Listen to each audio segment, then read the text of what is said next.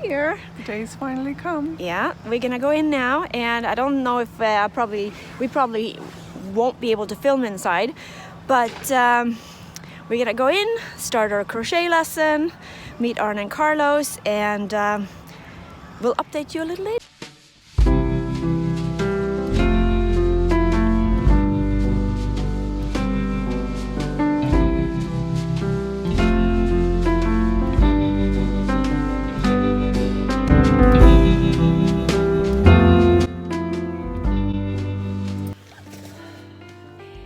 Here we are so happy. We've had our crochet class with Arne and Carlos, and they were amazing. They were just as we had expected them to be: warm, kind, so knowledgeable, genuine, yeah, very genuine, easygoing, talking to everybody. Yes. And everybody there I thought were fun too, like talking to everybody, and we learned how to make this amazing blanket. We'll show you that. We'll show that after. But we got a good head start. Yeah. So now we're gonna go home. Well, first of all, we need to eat lunch, and then we're gonna go home and keep crocheting flowers. We're off to a really good start to this. Tomorrow we have we're gonna go back and listen to their world tour. What was it? Their lecture. There's a lecture. The World of Arne and Carlos, I think it's called. Yeah. So we're gonna listen to that, because what they have to say is very interesting. They showed some beautiful designs that they have made, and they talked in great detail about things that I learned we some take good for granted. We learned some good advice about sizing a sweater. I guess they call it grading. I never heard that term before. Grading is a sweater, but how to when you design a sweater or knit a sweater to make it sort of fit your own body, and to some basic rules that a lot of people might not be aware of. I didn't know all of the stuff that they mentioned, but no, I highly recommended. Anytime you want to see Arne and Carlos in the world, because they literally are all over the world. They travel all the time. Yeah, highly recommend. A lot of fun. 2 thumbs up. Now it's time for us to have a little bit of fika. Tea time.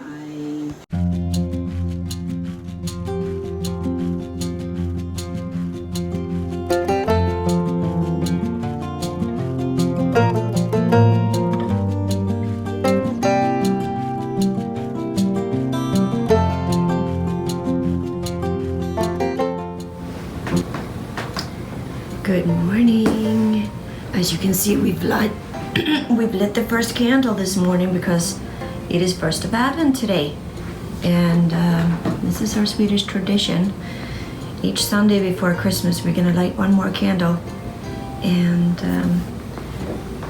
we've had a nice cozy morning here.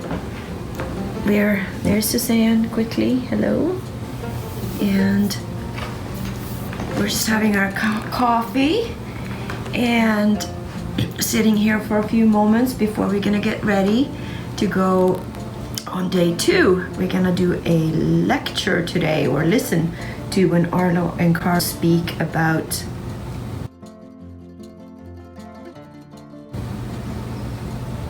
what do they speak about today? I guess their life. About their lives, their lifestyle, and how you can be more creative in your everyday life. That's right. So that is what we're gonna do, and then we're gonna pack up and drive home to Toronto.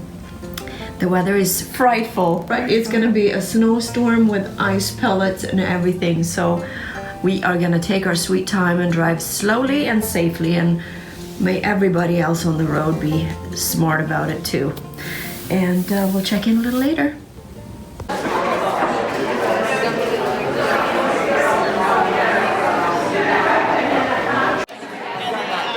Hello, Susanne.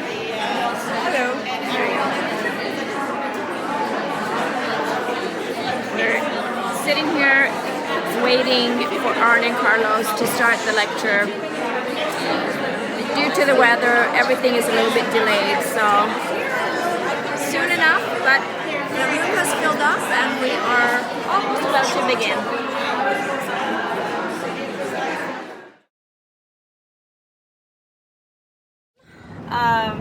Suzanne. Guess who's driving? Suzanne!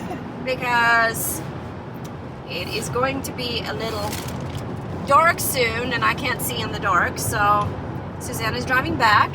Ask me how upset I am that I get to drive this beautiful car. This beautiful vehicle, I should say. So we had a wonderful weekend with Arne and Carlos. The lecture was fun. I didn't realize how much fun they were, a sense of humor. We were laughing pretty much non-stop for the couple of hours that the lecture was. So that was a lot of fun. We've had a wonderful weekend, I think, and we should do that. And now we're on our way back. So what was the best thing with our weekend, Susanne? Well, we were together. That was a good thing, and we met some really fun people. That have the same interests that we do. Yes, Michael. If you see us, hello. It was a pleasure meeting you. We had fun with you, and I hope you make it back safe and sound to the city as well. We decided to actually go home after all. We were debating if we should stay one more night or not because the roads were so bad, but then we're taking a chance. So the good news was, I know we talked about this, if I was going to survive the haunted house. I have to say, I didn't realize at the time because Carin scared me so much. I didn't mean to scare you. Yeah, you did. No. Yeah, you didn't mean to scare me. No. Yeah, you did. And I actually didn't realize what a beautiful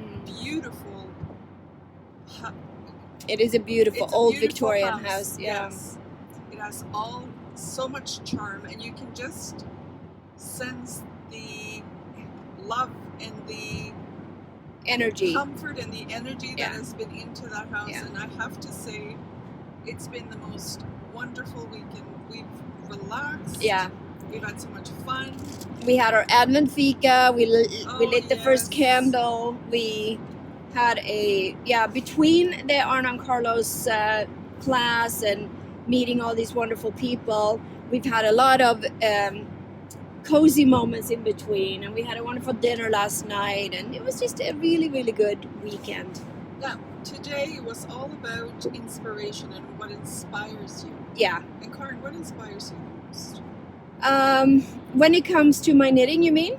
No, everything in life. No, let's exclude the knitting for today. What inspires me in life? Yes. Give me 3 things that inspire Well, you. my number one inspiration comes from my friends. Hearing what they're doing and hearing what they're talking about and what they're excited about makes me want to check it out too. So a lot of things that I want to try in life, I've heard. I mean, it's word of mouth, I guess. I got inspired to knit from you. You got me into it, because if it wasn't for Susanne, I wouldn't have started knitting again. That's a shocker. No, it's not a shock. It's true. It is true. You surpassed me so many times. Yeah. And my friend Annika got me inspired to start baking.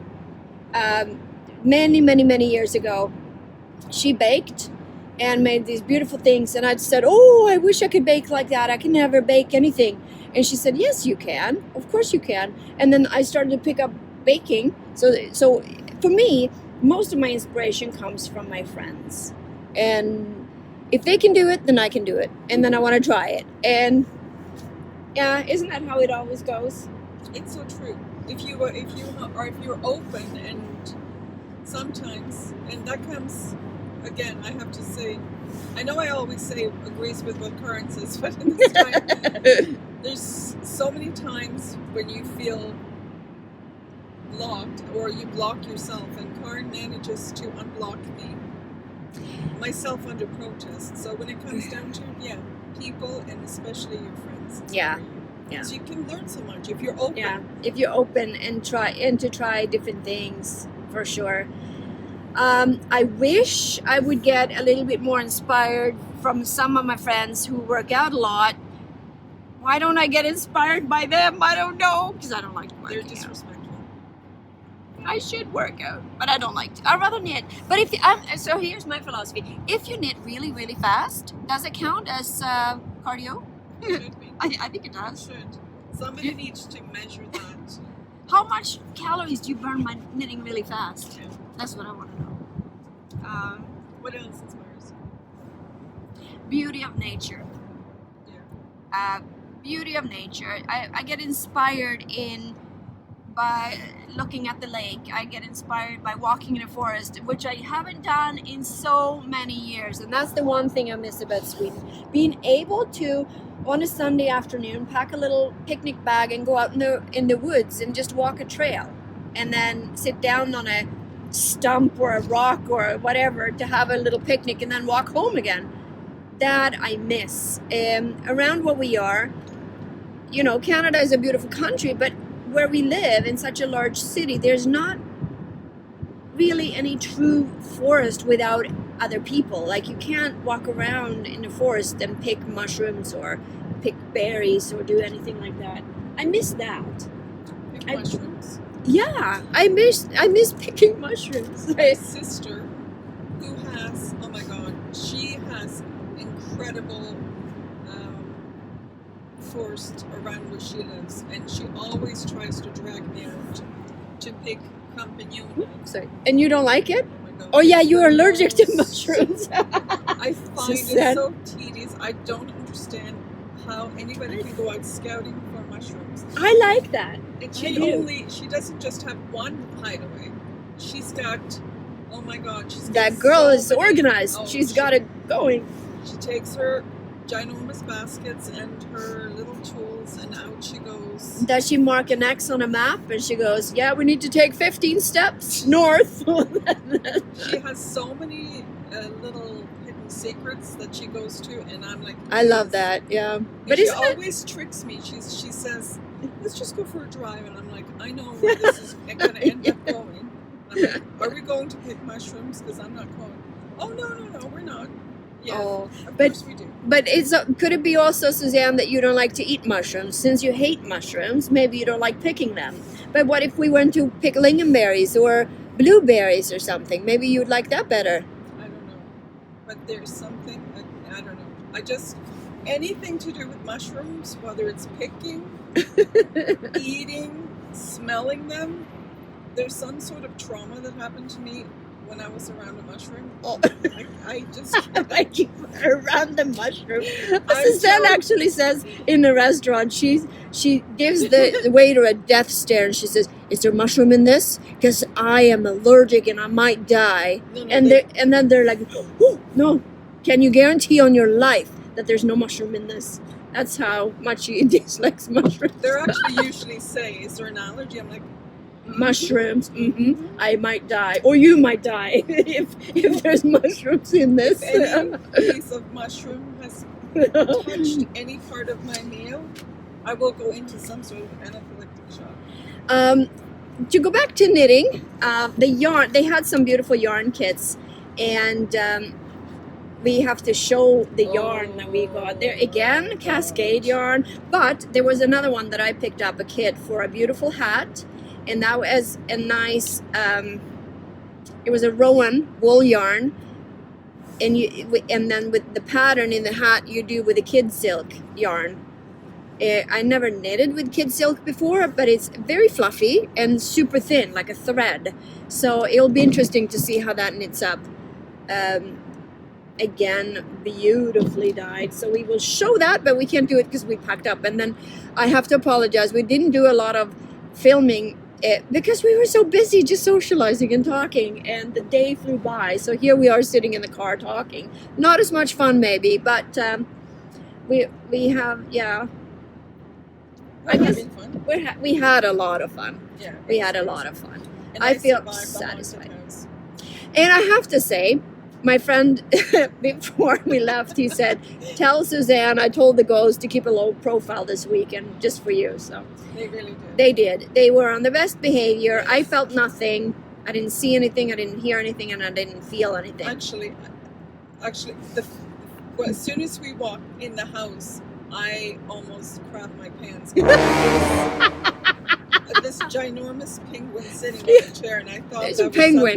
someone sitting. She got scared of the Oh penguin. my god! Yeah, he sat on a chair. And then Well, yeah, then I was woken up last night by somebody that thought they heard something downstairs, and that kind of freaked me out. But other than that, it's been a fabulous, fabulous weekend. Can't agree more, Suzanne. Thank you so much for coming with me to do this, because I had a lot of fun this weekend, and that's what it's all about, right? While I have you here, while I have your attention, I wanted to see if anybody has started their granny square blanket that we talked about.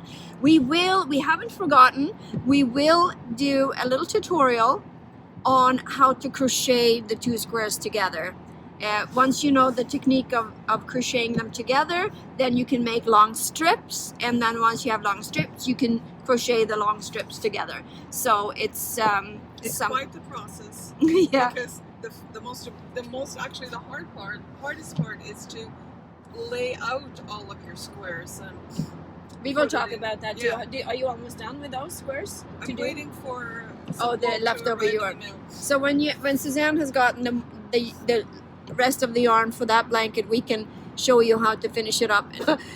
So when we have the yarn for that, we will go through the process of how we go about to place the different squares. Where you want to make sure you spread out the color, and then we'll crochet them together.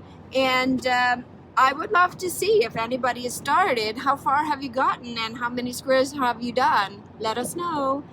You can email us at letsgetknitty@gmail.com, or just comment down below, and we'll see where you're at.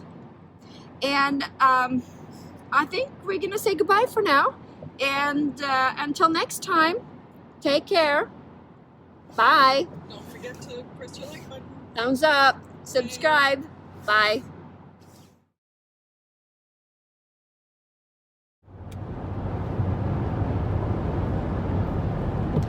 Jag är ju fan med skelögd. Ja men gud, det är ju pinsamt.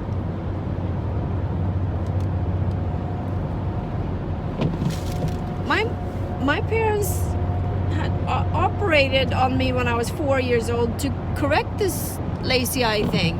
Really? Yeah. I guess I look like oh my god, I can't even look at your rule. No, I'm under your rule. Oh, we're losing daylight quick. Suzanne is driving and I'm praying. Yeah, no, you're not allowed to look anywhere but forward. I'm looking in the wrong spot. There. Hey, hello. Wait, oh, I'm looking in the wrong spot. There we go.